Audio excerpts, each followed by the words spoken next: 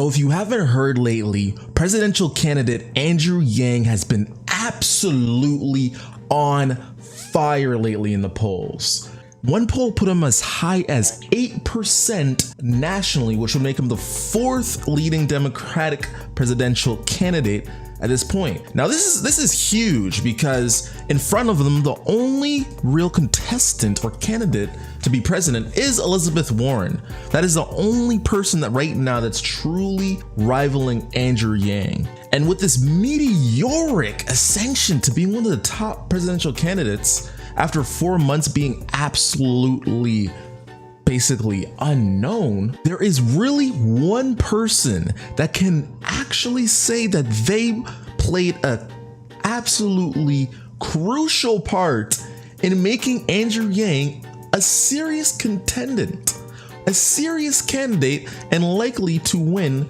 the presidential DNC nominee. That person, of course, has to be Joe Rogan.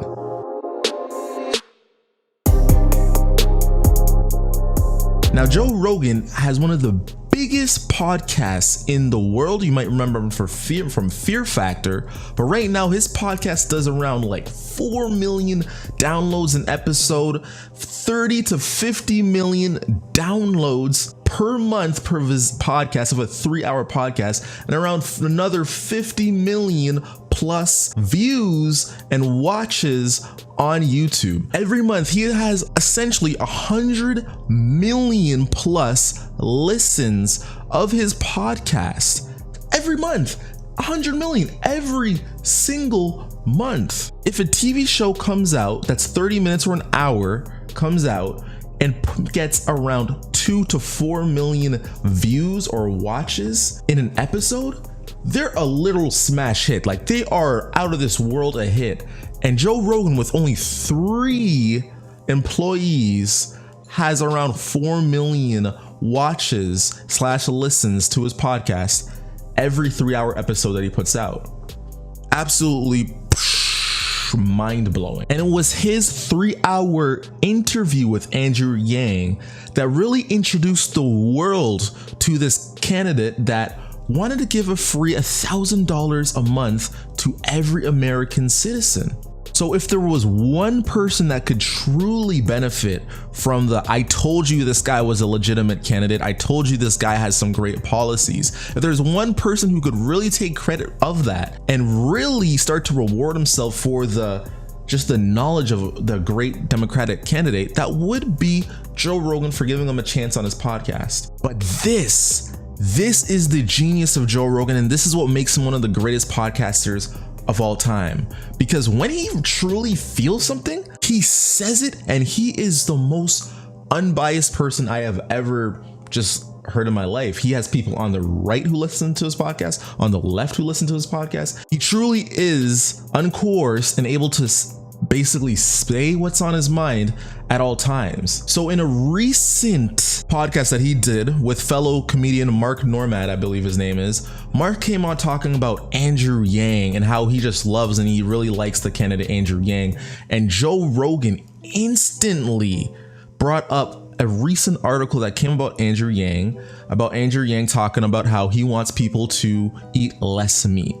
Now, Joe Rogan was essentially uninformed on this topic, but because he runs a podcast and he's actually just having a real conversation, he was laying into Andrew Yang. He was like, wait, he wants people to stop eating meat altogether? That doesn't even make sense. And Joe Rogan's a big on the train of, let's make rational health and nutrition decisions for other people. Let's not just go against, the "we hate meat" bandwagon. Let's actually start talking about it. So when he heard Andrew Yang talk about that, he almost felt betrayed, and he let into him. And he basically, there's this clip that he put on his channel. It's basically Joe Rogan on Andrew Yang's vegetarianism stance, and I'll play a bit of that for you now. Yeah, and even that Andrew Yang guy, like, talking about getting people to stop eating meat, like that. Hey, no. Yeah, come on. Stop You can't. That's what I liked about him. He was analytical. He was just, let's fix this problem that's broken. He probably believes that that's key to making the world a better place. All right. I think there's a lot of people that would argue against that. I think if he sat down with those people and had a debate, I don't think he'd do well. And as you can see at this point, Joe Rogan is just like almost just not a fan. He is so insulted by what he thinks Andrew Yang said. Now, of course, Andrew Yang was on basically a climate change panel, which ran an hour. I actually watched it, and there was a bunch of questions pertaining to veganism and the meat industry and how cows have this huge carbon footprint. So if we ate less beef, we could all lower, our carbon footprint. And when you watch these videos, like the questions that they were asking Andrew Yang were extremely leading. They were basically, to really paraphrase what they're asking Andrew Yang, they're basically saying, look, we need to stop eating meat. Andrew Yang, how do we stop eating meat? And they must have asked them like 3 variations of this question. One was from the moderator themselves, one was from a girl, and I believe the other third one was from another girl. And Andrew Yang dropped the famous line, well, according to a study, if we all stop eating meat today, we could drop global carbon emissions by a lot. But then right back into it, he followed up by talking about the autonomy of Americans and how one of the great things about this country was choice. He essentially, with every answer he gave, whether it was one where he's saying, okay, if there's a huge carbon emission on cows or farms are creating huge carbon footprints, then like anything else, maybe we should start introducing a carbon tax that reflects the carbon footprint of having huge carbon emissions. Essentially, like any politician would do, is he hedged his answers, trying to appeal to the vegetarianism, trying to appeal to climate change enthusiasts, and also trying to appeal to his overall general fan base that of course has a bunch of meat eaters in it, and is not essentially trying to say, I want everyone to not eat meat, because Andrew Yang himself eats meat. He's been caught doing it a lot of times. He's not a secret vegetarian. He eats meat himself. He's not necessarily trying to get this out of his diet. So to see Joe Rogan have such a strong take on something that he's not truly informed about is really the crux of what makes Joe Rogan's podcast so successful.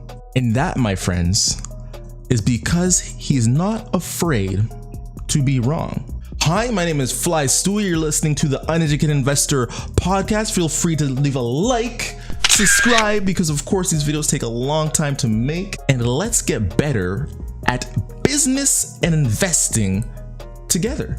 This is the podcast where we connect investing to pop culture, and we do multiple videos per week, so make sure you leave a subscribe, hit that notification bell, and let's get back right into it, Flight Crew. Now, Joe Rogan's podcast and his fans barely ever turn on him, and in that video on Joe Rogan's stance on Andrew Yang's vegetarianism, it has one of the most highest dislike ratios of any Joe Rogan video that he's ever put out. The power of Joe Rogan is that he created Andrew Yang's crazy hype, and out of his own fan base, they have taken the side of Andrew Yang over Joe Rogan on an issue.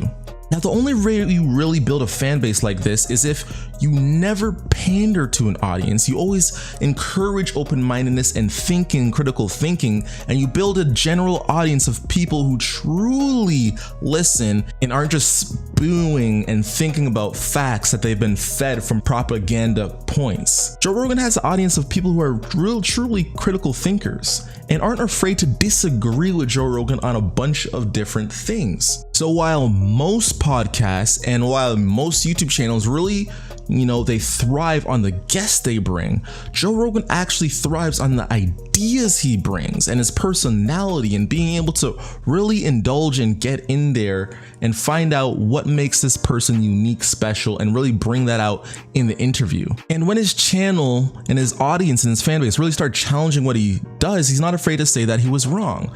Case in point, in his first appearance of Twitter CEO coming on the podcast and talking about why Twitter is essentially banning right-winged politicians and not essentially having that same sternness and strictness to the left-sided political figures on Twitter. When Joe Rogan wasn't pushing back on the Twitter CEO's answers and responses to why so much right-winged political figures were getting banned on Twitter, his audience and fan base let Joe have it and said he really needs to get to this issue and ask the Twitter CEO, why on earth is this unfair censorship happening to the right-sided politicians? In the future, he got the Twitter CEO back on to have that interview again, and this time brought out Tim Pool, the Twitter CEO brought out a lawyer, and they really hashed out the biggest concerns and critiques that a lot of Twitter users were seeing by the silencing of right-winged politicians. Now, this interview can only happen if Joe Rogan is someone who is not afraid to admit when he is wrong. And Joe Rogan's overall feel of just always wanting to be real and tell the truth and be responsible is the reason why so many people gravitate towards him.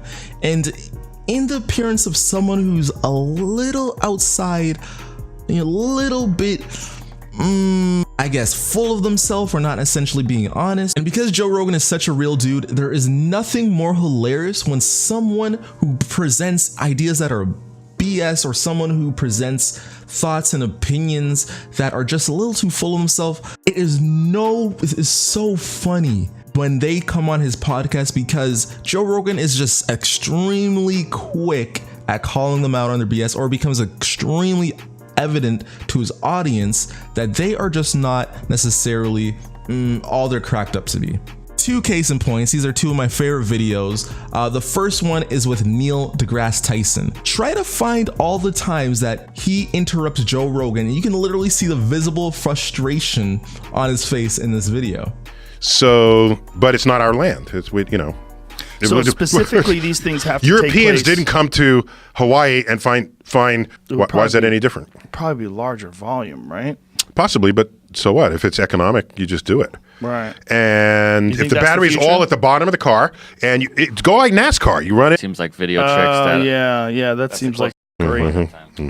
Yeah, there's a lot of. But in Harry Potter, the what's that cloak? Now, one of my second favorite ones is, of course, when Adam Ruins Everything comes on and really starts to try to talk about transgenders and, their role in sports. And Joe Rogan, really passionate about this, this talking points, really comes down and gives a thoughtful response. And one thing is, you're postulating a particular person who decided to transition at the age of 30, right? Mm-hmm. And they were very big and strong before, right? And they decided to transition. Now, that is a type of person that exists, right?